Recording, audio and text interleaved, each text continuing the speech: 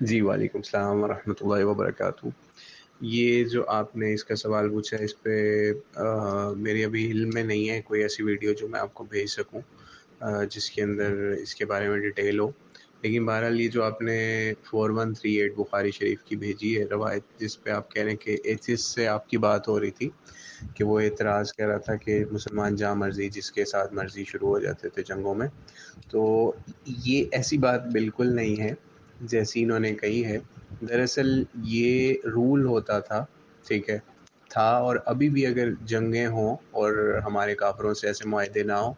تو یہ رول پھر بھی اپلائی ہو سکتا ہے۔ اس میں ہوتا تھا کہ عورتیں اور آدمی جو ہیں نا، وہ آپ جب ان کو غلام بناتے تھے یا قیدی بناتے تھے، تو جو وہ قیدی ہوتے ہیں نا، ٹھیک ہے، تو ان قیدیوں کو جو ہے وہ ایز مال غنیمت جو ہے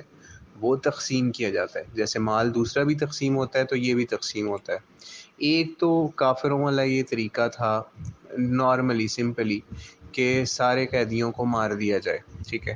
نارملی وہ یہ بہت بڑا ایک سمجھ لیں اسلام کا امتیازی کام ہے کہ جو قیدی ہیں نا ان کو اپنے گھروں میں بسایا جائے، ان سے اولادیں ہوں آپ کی، ٹھیک ہے، ان کو اپنے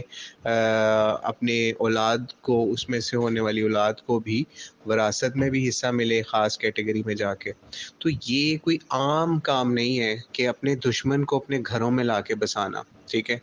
تو یہ چیز تھی، ٹھیک ہے۔ اس میں مثال کے طور پہ آپ کو 4 شادیوں کی بھی اجازت ہوتی ہے، اور اسی طریقے سے جو آپ کو اس طرح سے باندیاں ملتی تھیں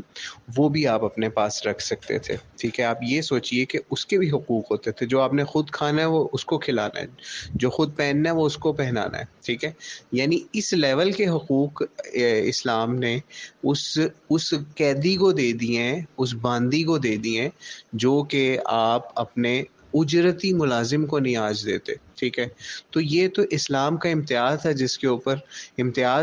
کے اوپر ایتھسٹ اعتراض کرتے ہوئے آپ کو نظر آئیں گے۔ لیکن ایتھسٹ کو آپ نے جب بھی کسی ایتھسٹ سے بات کرنی ہو تو اس کو اس لیول پہ نہ لے کے آئیں کہ وہ آپ کی ان جزیات کے اوپر بات کرے، ٹھیک ہے۔ اس کو پہلی دیکھیں باؤنڈری ہی ایتھسٹ کے ساتھ ڈیسائیڈ یا لائن کھینچی جاتی ہے کہاں پہ؟ جہاں پہ وہ اللہ کو نہیں مانتا۔ اب جب وہ اللہ کو نہیں مانتا تو وہ کسی ریلیجن کو بھی نہیں مانے گا، ٹھیک ہے۔ یعنی اب وہ صرف آپ دیکھیں گے دنیا کے اندر میجورٹی جو ایتھسٹ ہیں یا ملحد ہیں وہ مسلمانوں کو ہی ٹارگٹ کر رہے ہوتے ہیں، ٹھیک ہے، یا پھر وہ اسلام کو ہی ٹارگٹ کر رہے ہوتے ہیں، کیونکہ ان کے لیے یہ اس وقت فاسٹسٹ گروئنگ ریلیجن ہے دنیا کا اسلام، تو اس کو ٹارگٹ کرنا ان کے لیے زیادہ ایزی ہے، ٹھیک ہے، اور اس کے اوپر اس طریقے سے کیچڑ اچھالنا بھی ایزی ہے۔ لیکن جب ہم اوریجنل چیز ان کو دکھائیں کہ بھائی اسلام کا اصل تو یہ امتیاز ہے جس کے اوپر آپ اعتراض اٹھا رہے ہیں، تو یہ غزوہ بنی مستلق کی جو ہے نا وہ آپ نے روایت پیش کی تھی، اس چیز کے اندر بیان آیا ہوا ہے اس چیز کا کہ اگر کوئی بندہ جو ہے وہ اولاد نہیں چاہ رہا، ٹھیک ہے، اس لونڈی سے، تو اس کا کیا حکم ہے؟ تو آپ یہ سوچئے کہ نبی علیہ السلام نے ان باندیوں کے ذریعے سے بھی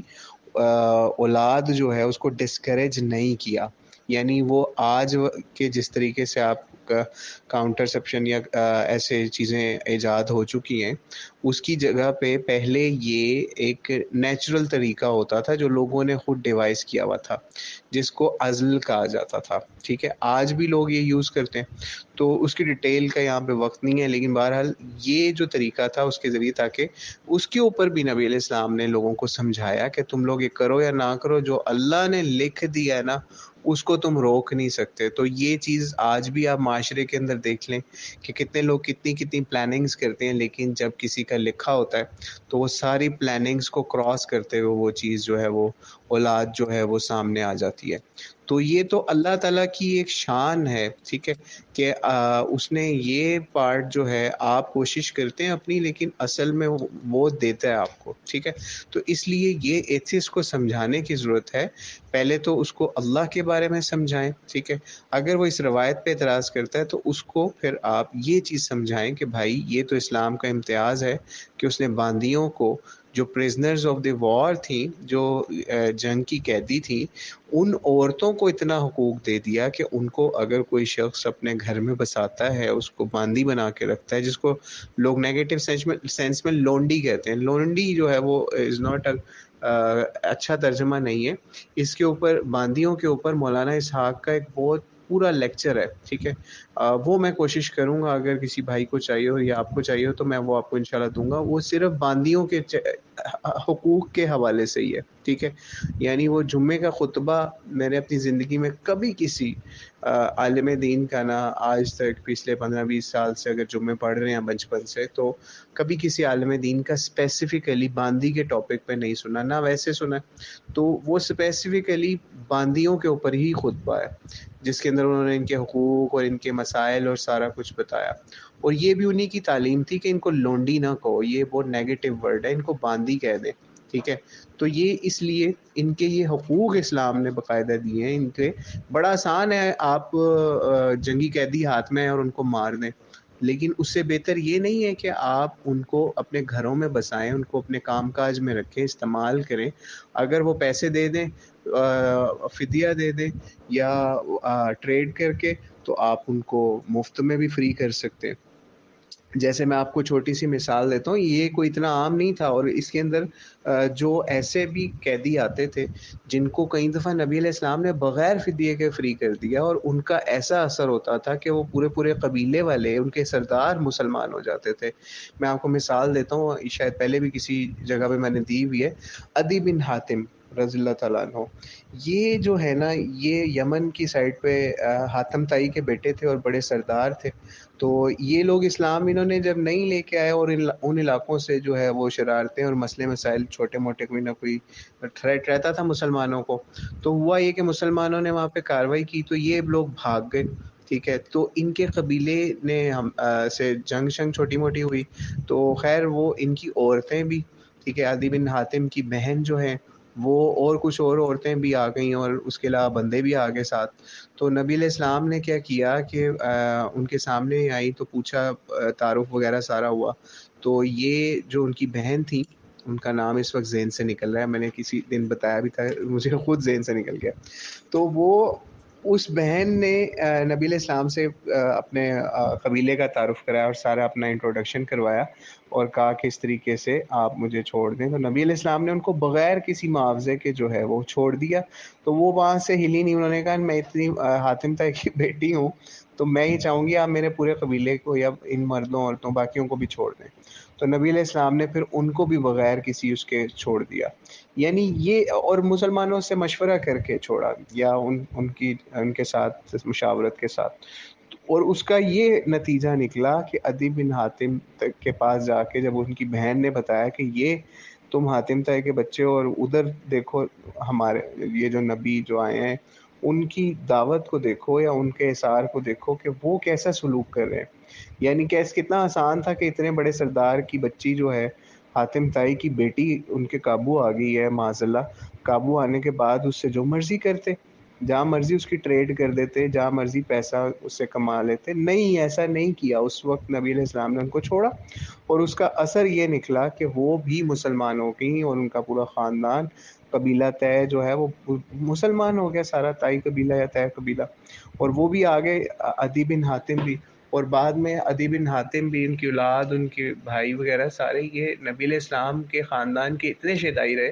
حضرت علی کے ساتھ بھی انہوں نے بہت زیادہ ساتھ دیا، حضرت امام حسین بھی جب کربلا کی سفر کی طرف جا رہے تھے مکہ سے